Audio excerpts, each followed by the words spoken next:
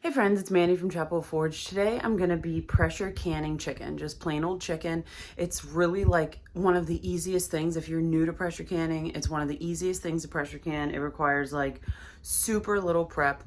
If you've been following along for a while, you know that we attempted to raise meat chickens and a predator. We had a predator in like June-ish, took out all of our chickens and a couple of our turkeys. We were able to save most of our turkeys, but we didn't get any of the chickens. And it just got too late in the season and we just didn't do another round. So we have new plans for next year. We have the hoop house, which that video is already out. You can see what our hoop house looks like. We're going to use that to do our chickens next year, and it should keep them super safe, predator proof, all of that.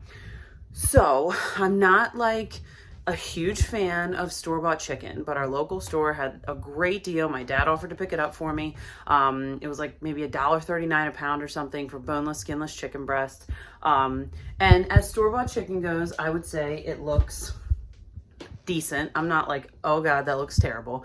And frankly, I just needed to get a little bit more protein on the shelf. We have venison, bison, and turkey on the shelf already. I'm going to be working, and some beef, I think. I'd like to work on getting cubed beef on the shelf and things like that. That'll be more of a winter project. But this chicken opportunity kind of fell in my lap. I don't love using store-bought meat. You know, we try to grow whatever we can or get it from local sources.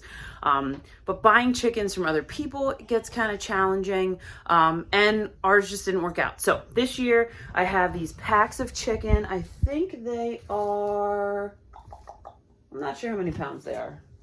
I don't know. I'm guessing they're maybe, I'll weigh it when I'm done. They might be like 5-pound packages, so I should be able to get about 25 pounds of chicken on the shelf, which will be great for us. In a meal, I'd say we use a pound-ish for the... So when I'm starting my chicken, I usually just get a big pot so I can easily just throw these all in. You want to try to get off as much fat as you can. It doesn't have to be perfect. And then I usually do them in about 2-inch chunks. So I like take one pack out at a time, slice it into kind of strips, and then I chunk those, which you see here in the pot. So I'm just going to finish getting these packs done, get them all in the pot, and then I'll show you how to stuff them in the jars. I wanted to note too that you can use bone-in chicken if you want. I don't tend to do that because I feel like it sort of wastes space in the jar. You know, my jar and shelf space is at a premium, so I try to pack in as much as I safely can, and I just feel like the bones kind of waste space. But you can do that if you want to. You can also use ground chicken. I would pre-cook ground chicken.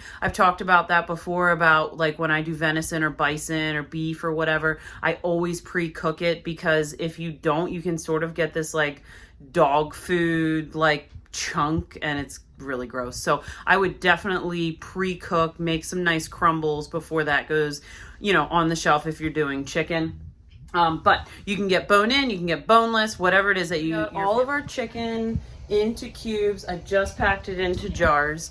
As far as adding water or not, my book says it's a matter of preference. I've seen people do it, fill it within like 1.5 inches of the top. I've seen people just put in 1 inch. I've seen people put in none. Basically, it's going to make its own broth anyway. You can kind of jumpstart it by adding some water, which is essentially what I do. I usually just put maybe 1 inch or 2 of water in the bottom. Definitely make sure you get your bubble tool out so that you can get those bubbles out of there. So I'm just going to clean these tops up, get their lids and rings on, and then we'll get them into the pressure. So I actually wound up with 11 quarts. I'm guessing though that they eat, I can't find my scale, shocking.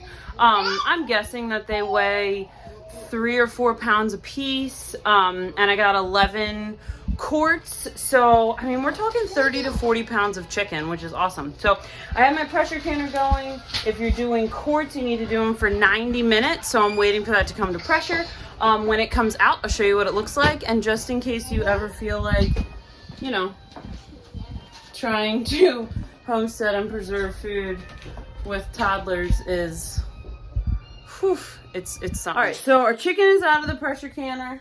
Like I said, we got 3, 6, 9, 11 quarts of chicken. So not too bad. We can put all these on the shelf. They'll be good for, you know, a couple years at least, if they last that long. I did have a little bit of siphoning, which it happens. Tomorrow morning, I'll just come down. They all sealed, which is great. So tomorrow morning I'll just come down, we'll wash these jars really well, get them labeled, get them on the shelf. Just a note, if you do have siphoning when you're pressure canning, as long as it's not, the liquid is not below half, it's fine. If it is below half, just put it in the fridge and just use it first. I don't have any that are anywhere near that. I talked about how I only put about an inch of liquid in there, and you can see all that great chicken broth that it made. So when you open these, don't waste that, because it's, you know, it's great for soup or to make a gravy or whatever. So that is how you pressure can chicken. I hope that this was helpful. If you have any questions, as always, let me know, and have a great day.